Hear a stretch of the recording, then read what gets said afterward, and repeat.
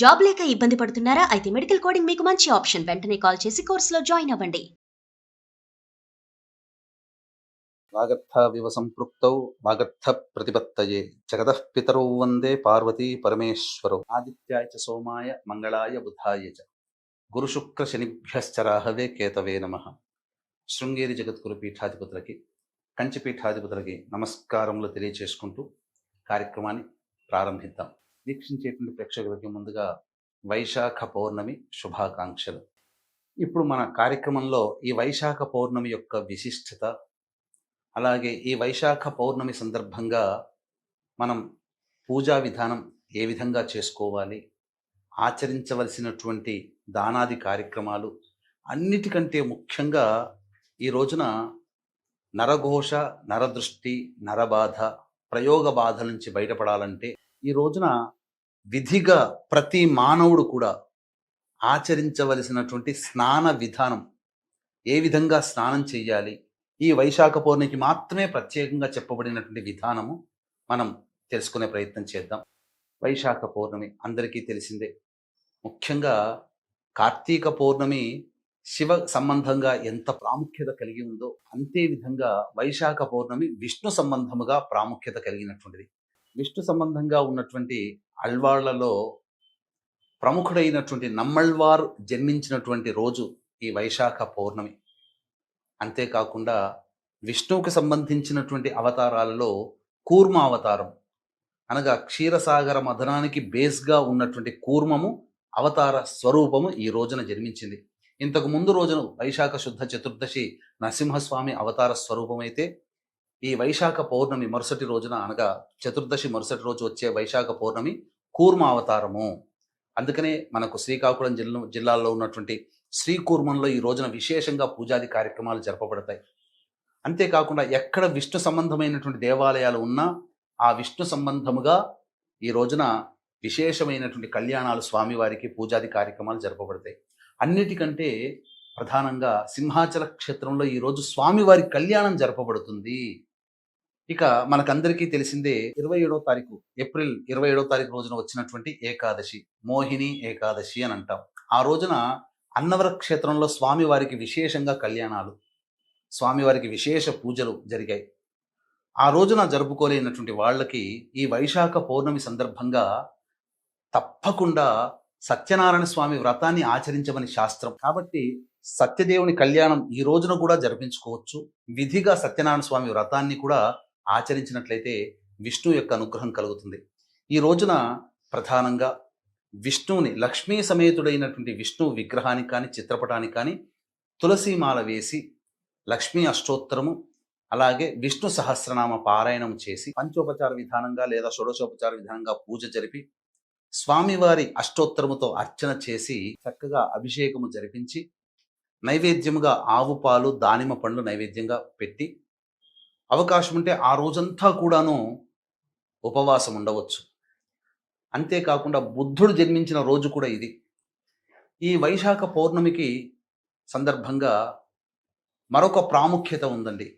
అంతకు ముందు రోజు అయినటువంటి వైశాఖ చతుర్దశి ఏప్రిల్ 30వ తారీఖు రోజున నరసింహస్వామి వారు అగ్రహోద్రగ్ర రూపముతో ఉద్భవించి రాక్షస సంహారం చేసినా కానీ ఆయన కోపతాపాలు తగ్గకపోతే సాక్షాత్తు పరమేశ్వరుడే కృత్య, ప్రత్యంగిర ఈ రెండు దేవతల్ని తన రెండు రెక్కల్లో నింపుకొని శరభసాళ్వ అవతారాన్ని, శరభేశ్వర అవతారం అనేటువంటిది ఎత్తడం జరిగింది ఈ వైశాఖ పౌర్ణమి రోజునే.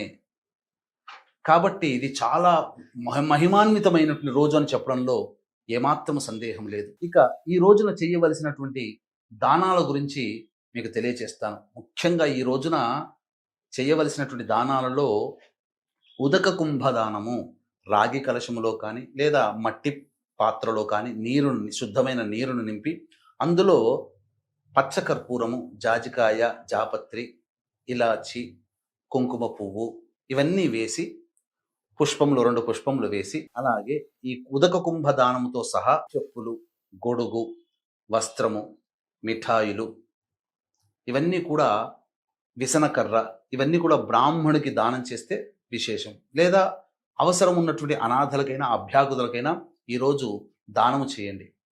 అంతేకాకుండా విశేషంగా ఈ రోజున అన్నదానం చేస్తే గొప్ప ఫలితము. అలాగే నీటి దానం చేయండి. ఇంటి ముందరనైనా ఎక్కడైనా ప్రదేశంలో చలివేంద్రం ఏర్పాటు చేసి దారిన పోయే వ్యక్తులకు అందరికీ కూడాను నీటిని అందించండి.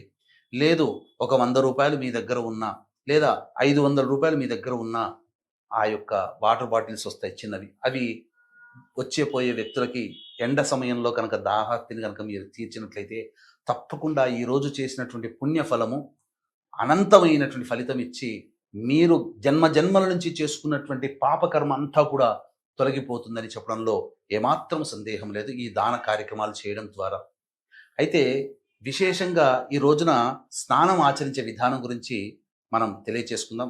ముందుగా వీక్షించేటువంటి ప్రేక్షకులకి కూడా ఈ యొక్క వైశాఖ పౌర్ణమి సందర్భంగా మన పీఠమాధ్వర్యంలో మీ జాతకరీత్యా కలుగు విద్య, వివాహ, ఉద్యోగ, దాంపత్య, అనారోగ్య సమస్యలు, శత్రుబాధ, నరఘోష, నరదృష్టి, వీసా ప్రాబ్లమ్స్, ప్రయోగ బాధల నివారణకి మరియు మేష, మిథున, కర్కాటక, సింహ, కన్య, వృశ్చిక, ధనుస్సు, కుంభ, మీన రాశుల్లో జన్మించిన వారికి శనిదోష నివారణ హోమాలు, ఈ సర్వదోష నివారణ పూజల హోమాలలో భాగంగా మే 1వ తారీఖు రోజున వైశాఖ పౌర్ణమి సందర్భంగా సాయంకాలం 6 గంటలకి ప్రారంభమవుతాయి.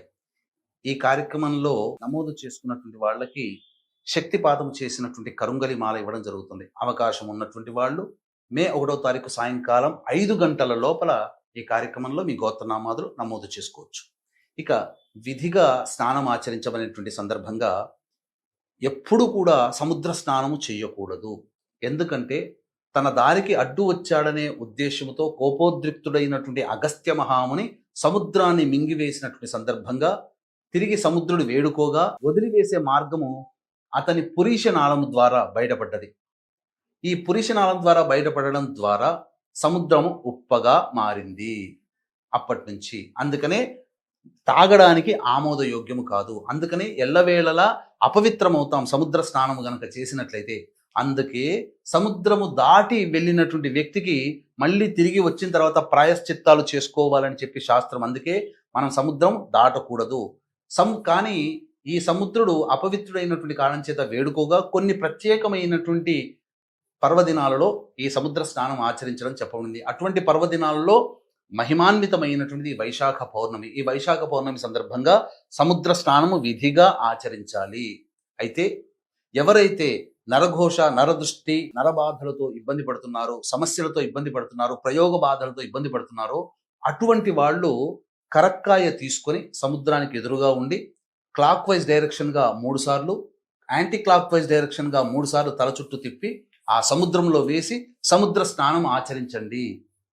తద్వారా ఈ వైశాఖ పౌర్ణమి సందర్భంగా ఈ విధంగా చేసినటువంటి సముద్ర స్నానం ద్వారా మీకున్నటువంటి నిజంగా ప్రయోగ బాధలు, నరదృష్టి, నరఘోష తొలగిపోతాయి. ఒకవేళ ఇది తంత్రశాస్త్రంలో చెప్పిందండి కాబట్టి ఖచ్చితంగా ఫలితమిస్తుంది. ఒకవేళ ఇప్పుడు నగరాల్లో సముద్రం ఉండదు కదండి, మరి అటువంటి మేమేం చెయ్యాలి అని చెప్పి చాలా మంది అడగవచ్చు. అటువంటి సందర్భంగా సముద్రము ద్వారా లభ్యమయ్యేటువంటి వస్తువుల్లో ప్రధానమైనటువంటిది గళ్ళ ఉప్పు. కాబట్టి మనం స్నానం చేసే బకెట్ నీటిలో గళ్ళ ఉప్పు వేసి కరిగిపోయిన తర్వాత కరక్కాయని 3 సార్లు clockwise, anticlockwise డైరెక్షన్గా తిప్పి ఆ నీటిలో వేసి ఆ స్నానము చేసినట్లయితే తప్పకుండా సముద్ర స్నానం చేసినటువంటి పుణ్య ఫలితం మన ఇంట్లో ఉన్నాయని దక్కుతుంది. ముఖ్యంగా ఆ సముద్రం విధానంగా సముద్రంలో కానీ లేదా ఇంట్లోనైనా చెప్పిన విధంగా స్నానం ఆచరించినటువంటి వాళ్ళు అగస్త్య మహామునిని మనసారా స్మరించుకుంటూ స్నానం ఆచరించండి. తప్పకుండా మీకు ఆ స్నాన ఫలితం దక్కుతుంది. అలాగే మహామహిమాన్వితమైనటువంటి వైశాఖ పౌర్ణమి సందర్భంగా ఈ సంబంధించినటువంటి మీ జాతకరీత్యా కలుగు అన్ని రకాల సమస్యల నివారణకి సర్వదోష నివారణ పూజల హోమాలు సాయంకాలం 6 గంటలకి ప్రారంభమవుతాయి. కాబట్టి మే 1వ తారీఖు సాయంకాలం 5 గంటల లోపల మీరు గోత్రనామాదులు నమోదు చేసుకోవచ్చు. ముఖ్యంగా కాలసర్పదోషముతో బాధపడేటువంటి వాళ్ళు ఈ వైశాఖ పౌర్ణమి సందర్భంగా లక్ష్మీ నరసింహస్వామి వారి కళ్యాణం జరిపించినట్లయితే తప్పకుండా సందర్భంగా ఉన్నటువంటి దోషాలన్నీ కూడా, కాలసర్ప దోషాలన్నీ కూడాను తొలగిపోతాయని చెప్పడంలో ఏమాత్రం సందేహం లేదు. ఈ విధంగా కార్యక్రమాన్ని అంతా కూడా ఆశాంతం విని ఈ మంచి రోజు ఉన్నటువంటి అవకాశాన్ని అందరూ వినియోగించుకొని దైవానుగ్రహానికి పాత్రలు కాగలుగుతారని నమ్ముతూ సర్వం శ్రీ ఉమామహేశ్వర పరబ్రహ్మార్పణమస్తు.